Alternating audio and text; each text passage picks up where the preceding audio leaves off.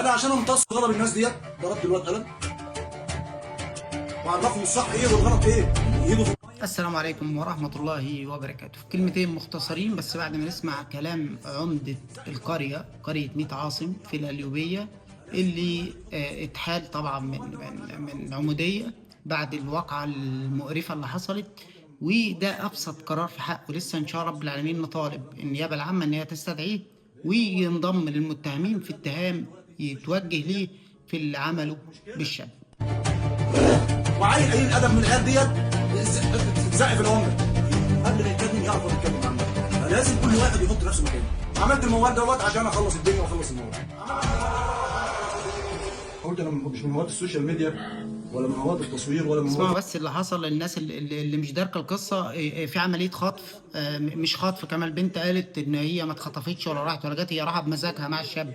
فاما البنت رجعت، اهل البنت المفروض ان هم لازم يردوا على ما بنتهم كانت حاطين في دماغهم، وبيقولوا للناس ان بنتنا كانت مخطوفه، الشاب ده كان خاطفها. تمام كده؟ ما راحوش بلغوا عن اختطاف البنت، ما راحوش بلغوا عن تغيب البنت، ما راحوش بلغوا عن اي شيء. اما البنت رجعت وعرفوا ان هي كانت مع الشاب الفلاني، راحوا مسكوا الشاب زي ما انتم شايفين كده، لفوا بيه القريه كلها ولبسوه بدله رقص وخلوا الشاب يلف القريه كلها زي ما هو موضح في الفيلم. انا زعلت جدا جدا جدا لان اللي بره ما يعرفش ايه اللي حصل او ايه اللي جرى.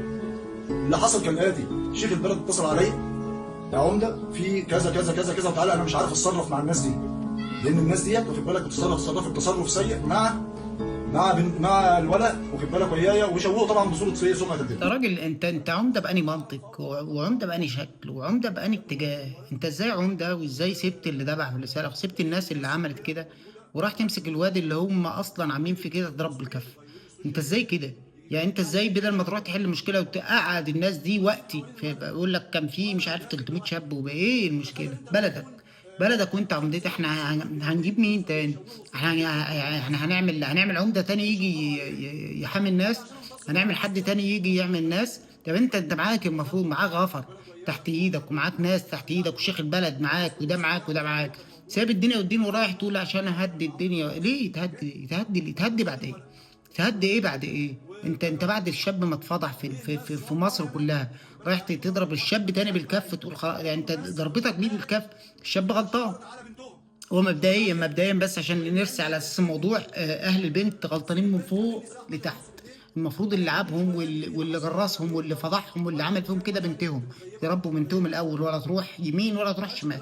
شاب البنت راحة معاه بمزاجها، وحتى لو احتجز البنت عنده يوم او اتنين، فغلطته دي عمرها ما تستدعي ان هم يمسكوا راجل يهنوه في رجولته، يهنوه يهنوه في ايه؟ يهنوه في شرفه، يهنوه في كل شيء. يعني شاب زي كده، هم ولا اقتضوا بالعرف ولا اقتضوا بالقضاء ولا ما احترموش اي شيء، ولا احترموا القانون ولا احترموا اي شيء. لو احترموا القانون كانوا راحوا بلغوا عن تغيب بنتهم ومشوا قانوني، مسكوا بنتهم من هنا خدوها، راحوا خدوا الشاب ومشوا قانون. اما هم ما احترموش ولا احترموا حتى، بصوا، ولا احترموا العمده اللي هو بيتكلم ده. يعني العمده اللي بيتكلم ده المفروض لو هم بيشيلوا في الوزر، يشيل هو نص الوزر اللي حصل، يشيل هو نص المصيبه اللي حصل. تخيل لما يكون عمده داخل وعيل قليل الادب من العيال ديت اتزق في العمده، يبقى العمده ياخد حقه ازاي؟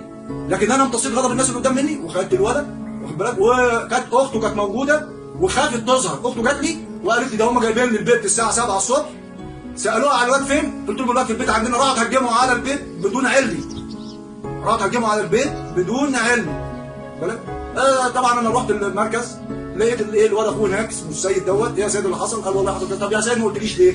طيب لما الناس بتبعد واخد بالك ويايا وعملوا فيلم وعملوا مرتب. احترامي طبعا لرئيس المباحث، كان واجب رئيس المباحث لما ينزل ياخدك، اقسم بالله تتاخد وتتسجن مع المجتمع. وانت زودت المبلة طين، الطين مبلة.